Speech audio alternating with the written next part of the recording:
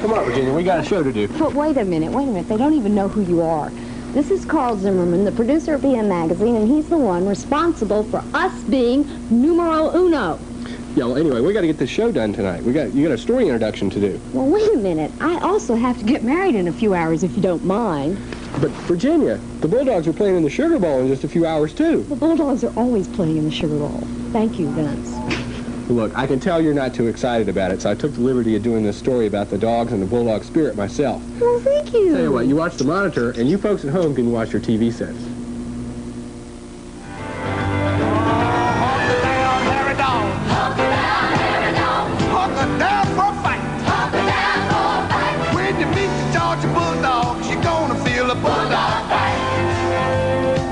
I graduated from the University of Georgia in 1978, and in my travels with PM, I've come across a curious phenomenon called bulldog fever.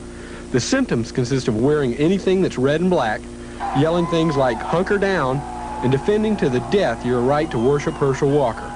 What is bulldog fever, and why do so many people have it? What is it about this particular team? I didn't know the answer, but there's only one place to start.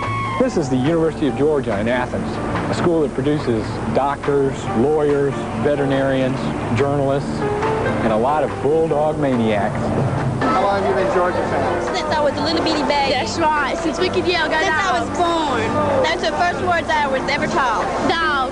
Dogs. Georgia, of course, fielded a football team long before they invented Winnebagos and silver breeches. The uniforms may be different, and the supporters may have changed, but since 1929, there's only one place the Bulldogs call home. 6 days a week, Sanford Stadium doesn't look like much, but on Saturdays,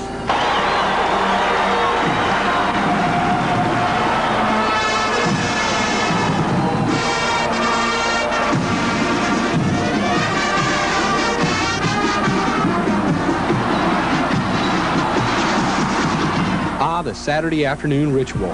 82,000 people gather together to watch 22 guys run around.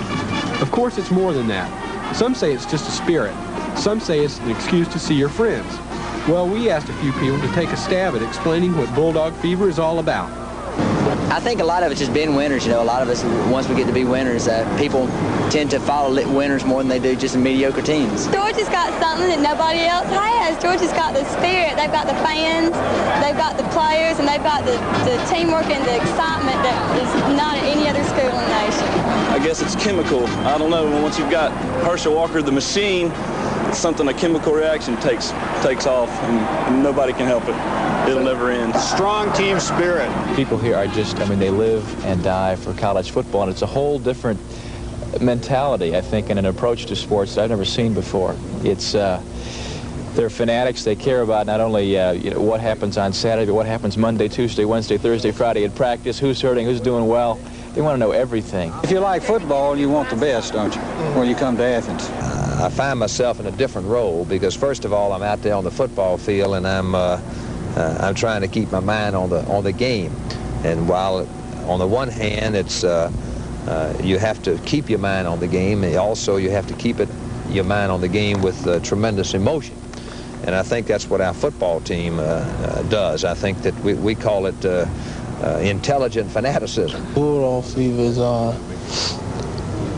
when you're around a lot of people with nothing on but red and black, and everyone is going wild. They're hollering, go Dogs, hunker down Dogs. They're running around. They have a great smile on their face. They have dog paws all over their face, and they're real excited about life. They're excited about a game. They're excited about Bulldog.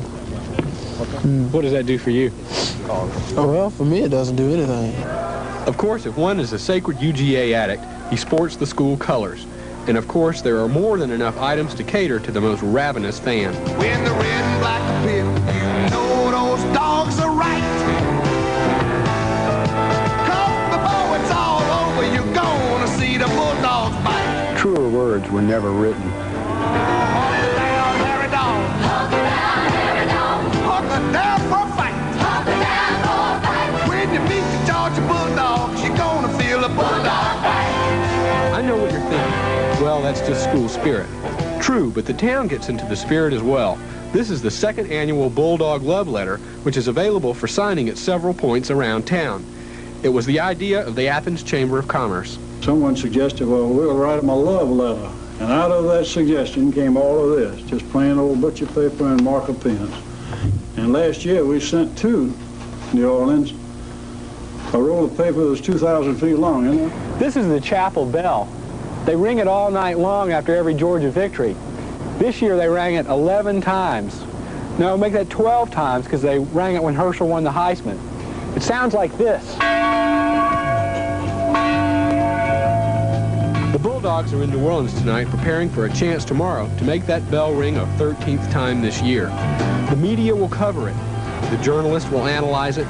The coaches will sweat through it. And the fans, they'll love every minute of it. Fair weather fans, maybe. It is hard not to support a team gunning for its second national championship in 3 years. But I think it goes a lot deeper than just what happens on the gridiron.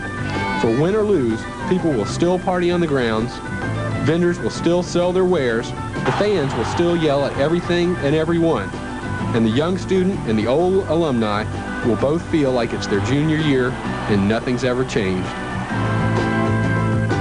So, now you see that being a Bulldog fan is a way of life, and sure I'm proud to be one of them. I know you are, and that was a good story. Keep it up, and maybe you can fill my shoes. I don't know. I don't look good in heels.